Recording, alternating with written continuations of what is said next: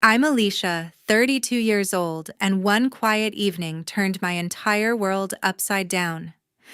I had just ended what felt like a routine call with my parents when I realized they hadn't hung up. Their voices crackled through my phone, sharp and unfiltered as they spoke with my sister. My father's tone was cold, almost mechanical. Living with her is awful, but we're only staying because of her money. Before I could even process it, my sister's laugh cut through the air, cruel, mocking, as if she had known this truth all along. My hand gripped the phone so tightly it hurt my heart pounding so hard I thought it might break free from my chest. The room spun, my stomach twisted, yet I didn't cry or scream. I just sat there, frozen as every word carved itself into me. They thought I was gone oblivious when in reality I was hearing their betrayal in real time. Each second stretched into an eternity. My parents, the people I trusted most in this world, saw me not as a daughter, but as a bank account. My sister's laughter echoed in my head, each note mocking me, each sound, confirming how little I truly mattered to them. I sat on my couch long after the call ended, staring at the dark screen of my phone, replaying the moment again and again. Had it always been this way? Had every kind word been laced with calculation? I didn't have the answers. All I knew was that nothing could erase what I had just heard. Those words had drawn a line I could never step back over. They changed everything. Before I continue, I want to hear from you. Have you ever uncovered something about your family that shattered the way you saw them? Share your story in the comments. I want to know how you dealt with the weight of betrayal and what it taught you about trust. The next morning, I poured coffee, like nothing had changed. The kitchen smelled of toast and bacon, same as always, but every move felt like acting in a play I hadn't rehearsed. I set plates on the table, flipped pancakes, and wiped down counters, my hands steady despite the storm in my head. I had to keep it together, had to watch them without giving myself away. My dad shuffled in, grabbing a mug without looking at me. His eyes darted to the newspaper, avoiding mine like he knew I'd heard something I shouldn't. Morning, he mumbled, barely audible before burying his face in the sports section. I nodded, forcing a smile, and watched him sip his coffee too fast, like he was in a hurry to be anywhere else. My mom followed, her voice bright and fake, chatting about a neighbor's new car. "Isn't it fancy?" she said, laughing too loud, her hands fussing with a napkin. I agreed, my voice calm, but my stomach twisted. She was trying too hard, overcompensating for something. Then my sister Melissa slouched in, glued to her phone, barely grunting a hello. Her thumbs flew across the screen, probably scrolling through social media or texting someone about her failed clothing line. She didn't even glance at the breakfast I'd made. I kept moving, clearing dishes, but my eyes were sharp, catching every detail. Dad's fidgeting, Mom's forced cheer, Melissa's indifference. They felt like strangers wearing familiar faces. I'd always thought we were close, a family that shared everything. 3 years ago, I'd bought this big house in Lexington, Kentucky, so we could all live together. After my grandfather passed, I inherited enough to cover the mortgage and their bills, groceries, utilities, even Mom's shopping sprees. They'd moved in grateful, or so I thought. Dad had retired early. Mom too, and Melissa, a few years older, had leaned on me since her business tanked. I'd paid for everything, no questions asked, believing it was what families did. But now, every memory felt tainted. Had they always seen me as a bank account? I thought back to last month when Dad asked about my savings, his tone casual but probing. Or when Mom pushed me to treat them to a fancy dinner, her smile too wide. Melissa never offered to chip in, always claiming she was between jobs. I'd brushed it off, thinking they were just struggling. Now their actions looked different, calculated. While scrubbing a pan, I pulled out my phone and opened a note app. I typed, "Dad avoids eye contact." "Mom's too cheerful." "Melissa doesn't care." I added more times. Dad asked about my investments. Mom's sudden interest in my work bonuses. Melissa's endless phone scrolling. Each detail felt like a puzzle piece, forming a picture I wasn't ready to see. I didn't know what they were hiding, but I'd find out. Later that day, I caught Melissa sneaking a glance at my laptop left open on the counter. She closed it quickly when I walked in, muttering about checking the weather. My gut churned. Something was off. I kept my routine, drove to my software job, and coded through meetings, but my mind was elsewhere. I remembered last Christmas when I'd given Mom a new coat she'd wanted. She'd hugged me, called me her rock, but now those words felt hollow. Dad had clapped my shoulder, proud, he said, of my success. Was it pride or greed? Melissa had barely thanked me for the cash I'd slipped her for business expenses. I'd thought I was helping, but maybe I was just their meal ticket. By evening, I sat in my room, phone in hand, scrolling through my notes. I added another: Melissa checked my laptop today. I didn't confront them yet. I needed more than suspicions. I'd wait, and dig deeper. They thought I was clueless, but I was wide awake now. This house, my house, wasn't a home anymore. It was a stage, and I was done playing their game. By Wednesday, I started noticing things I'd ignored before. The way Dad kept circling back to my finances, his questions, sharp and probing, felt different now. At breakfast, he leaned across the table, coffee mug in hand, and asked, "How's that investment account doing, Alicia?" His tone was casual, but his eyes flicked away too fast, like he was fishing for something. I shrugged, said it was fine, and changed the subject to the weather. He didn't push, but the air felt heavy, like he was waiting for me to slip up. I watched him later, flipping through channels on the living room TV, his fingers tapping nervously. It wasn't just a one-time thing. Last week he'd asked about my work bonuses, and the month before he wanted details on my savings. I'd thought he was just being a concerned parent. Now it felt like he was keeping score. Mom was no better. She came home that afternoon with shopping bags, designer purses, a silk scarf, shoes that cost more than my monthly car payment. "Just a little treat," she said, smiling brightly as she unpacked them on the kitchen counter. I nodded, but my mind raced. Those weren't little anything. I'd seen her splurge before: new dresses, fancy kitchen gadgets. But this was excessive even for her. She caught me staring and laughed, brushing it off. "You work so hard, Alicia. We deserve to enjoy it too." Her words stung, like she thought my money was theirs to spend.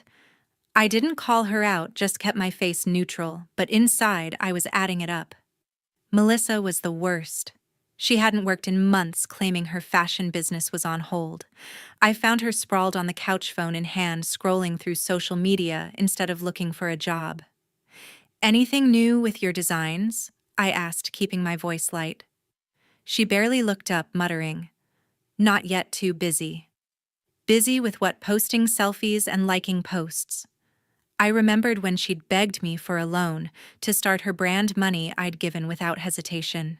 Now her laziness glared at me, a sign I'd missed for too long. I started digging that evening, pulling out a stack of bills from the drawer in my home office. Utility bills, credit card statements, restaurant receipts. They were all in my name, paid from my account. I hadn't thought twice about it before. I just wanted to keep the family comfortable. But as I flipped through the numbers, didn't add up. A $500 dinner at a steakhouse I'd never been to. A $2,000 charge for boutique clothing I didn't own. A subscription for a streaming service I didn't use. My hands shook as I spread the papers across my desk, each one a question mark. Who was spending this? Mom's bags flashed in my mind. Dad's questions. Melissa's endless scrolling. I jotted down the charges in my phone next to the notes I'd started Monday. The list was growing, and so was the knot in my stomach. I leaned back in my chair, staring at the ceiling, trying to make sense of it. Had they always been like this?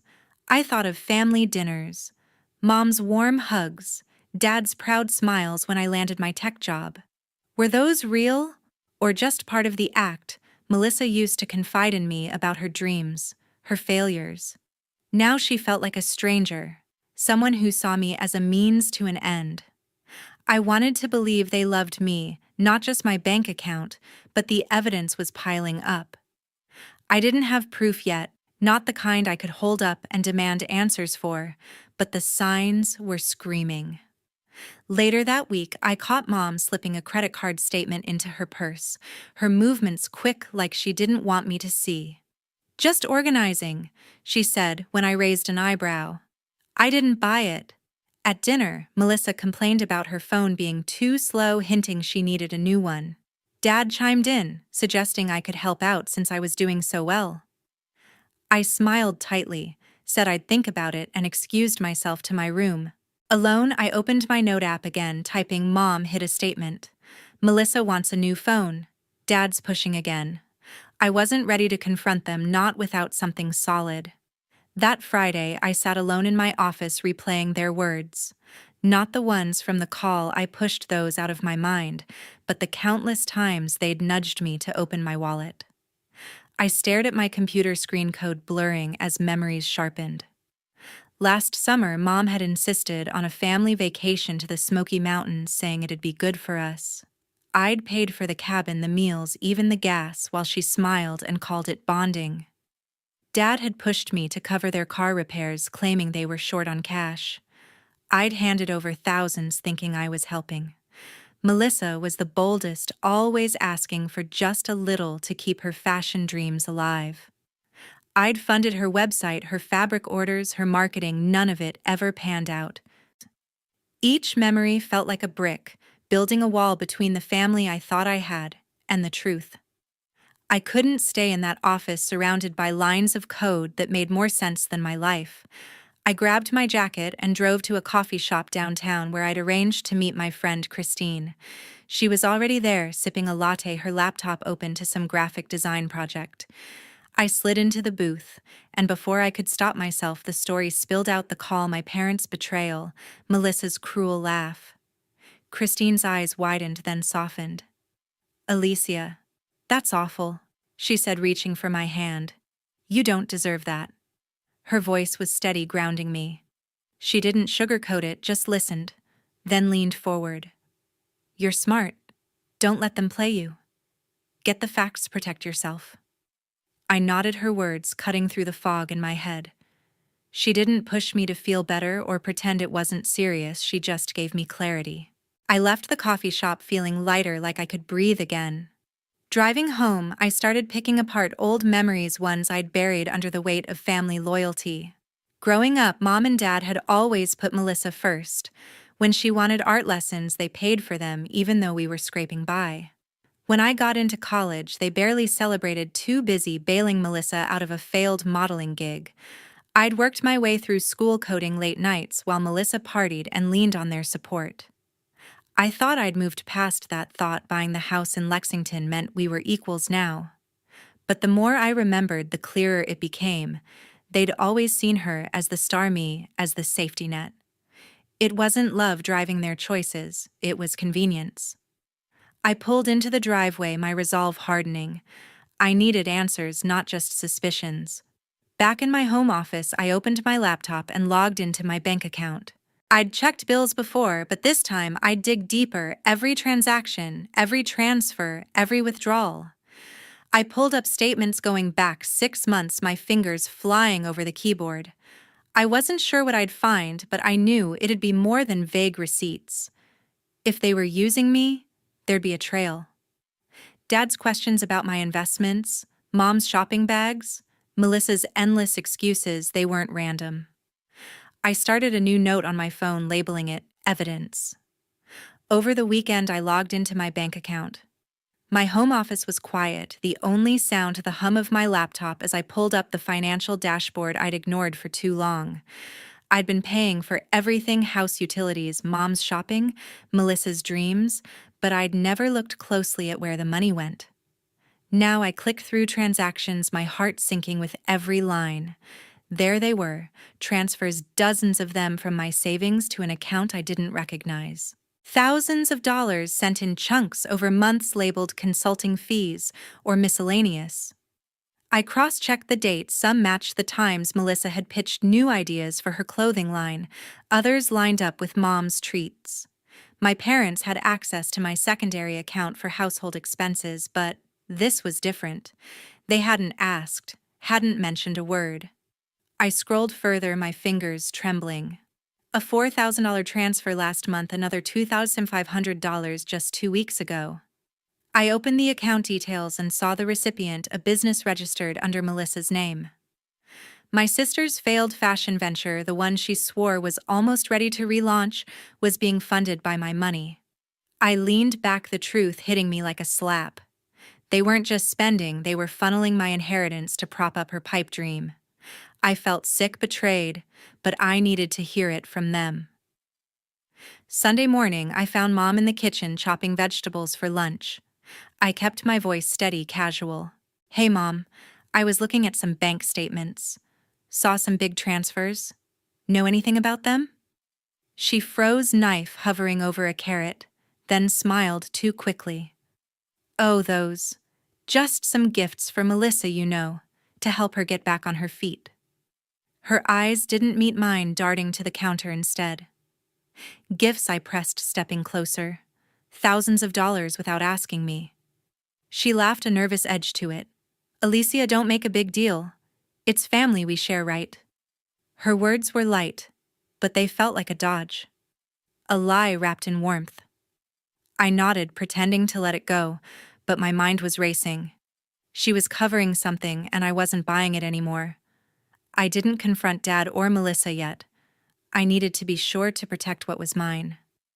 That afternoon, I drove to a local bank branch in Lexington. The teller, a kind woman with glasses, walked me through opening a new savings account, one only I could access.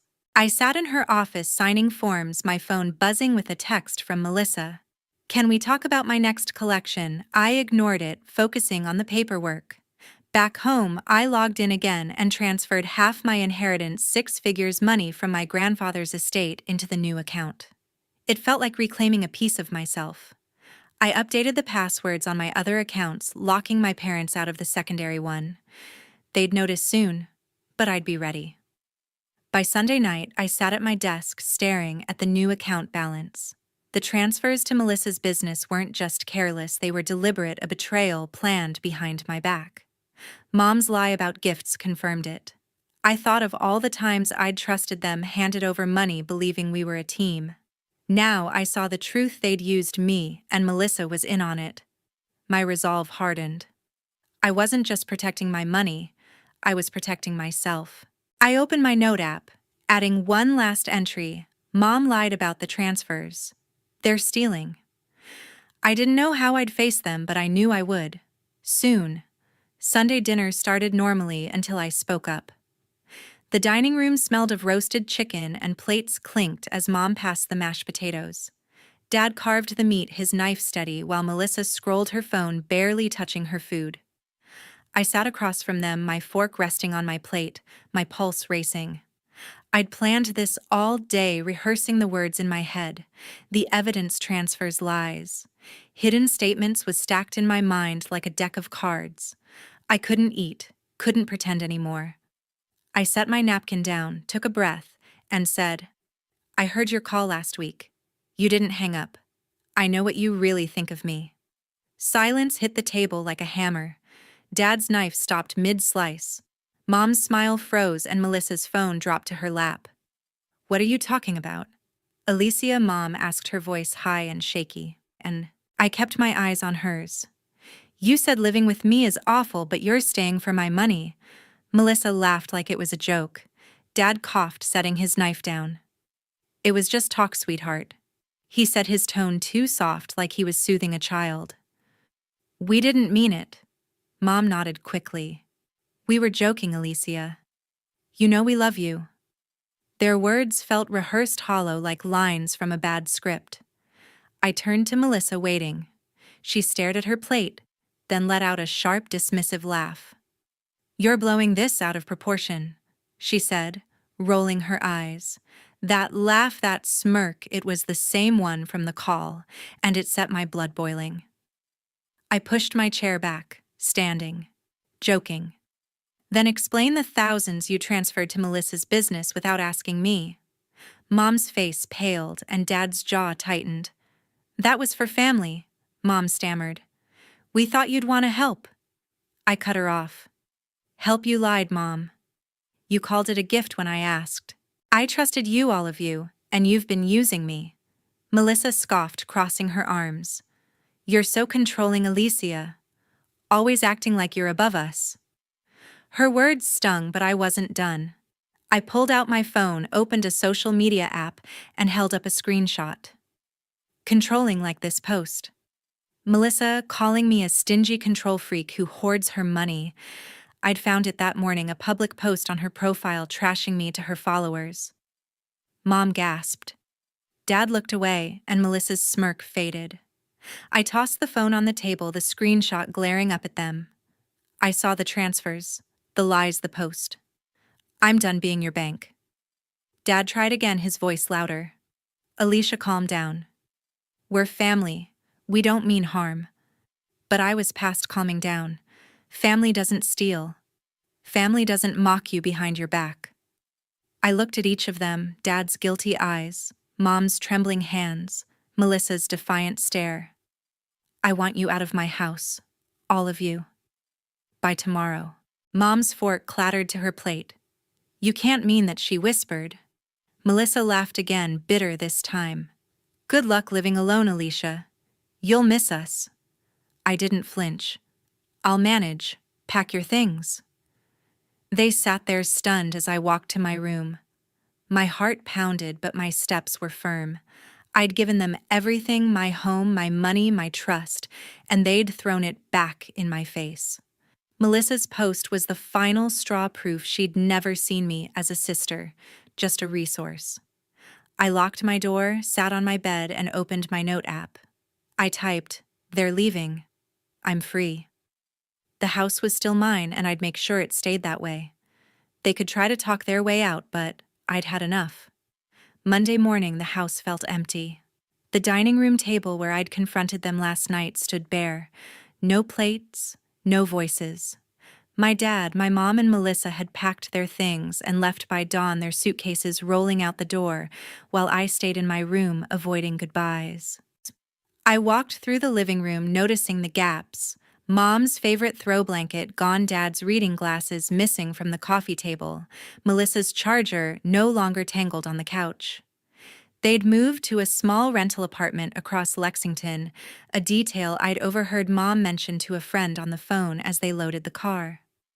The silence in the house was deafening, but it carried a strange relief, like shedding a weight I'd carried too long. My phone buzzed as I made coffee. A text from Mom. Alicia. We're sorry. We never meant to hurt you. Can we talk? Then one from Dad. You're overreacting, sweetheart. Let's fix this. Melissa's was shorter. You didn't have to kick us out. Call me. Their words felt like a tug pulling at the part of me that still wanted a family. But I saw through them now. The apologies were too quick, too polished, like they were trying to reel me back in. I set the phone down, leaving their messages unanswered. I'd heard enough of their excuses at dinner, their weak claims of joking and family sharing. I wasn't falling for it again.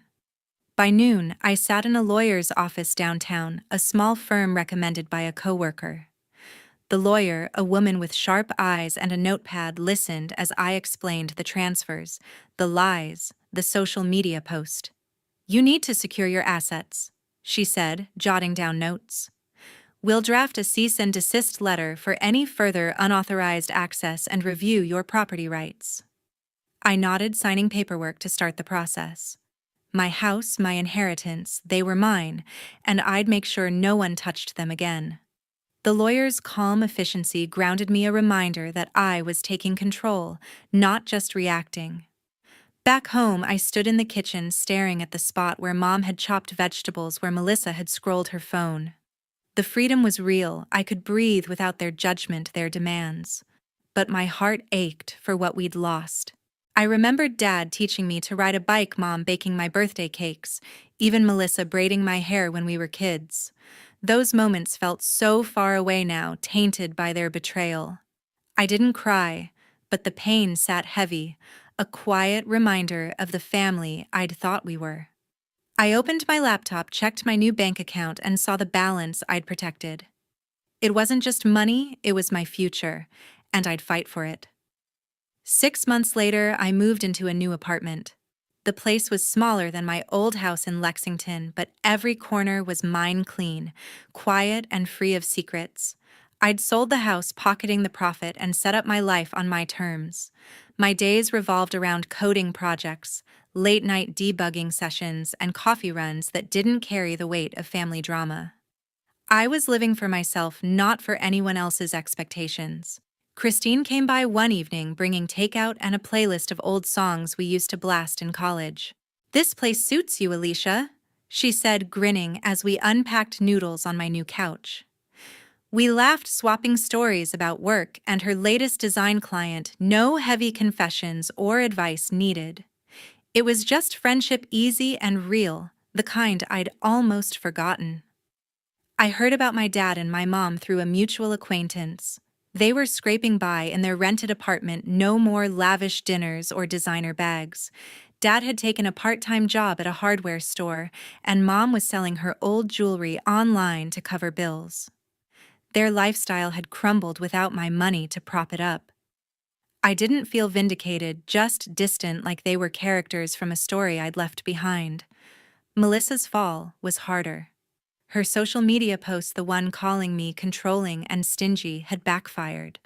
Friends and followers turned on her, calling out her entitlement.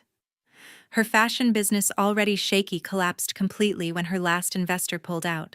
I saw her profile go silent, no more selfies or pitches, just a ghost of the image she'd tried to sell. Looking back, I learned to trust my gut. That uneasy feeling, the one I'd pushed down for years, was right all along. I'd let love blind me, thinking family meant loyalty no matter what. But loyalty doesn't mean ignoring lies or letting people drain you.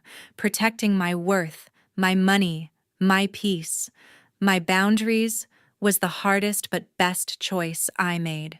To anyone listening to my story, thank you for sticking with me. I'd love to hear your thoughts. What would you have done? Share below, and let's keep this real.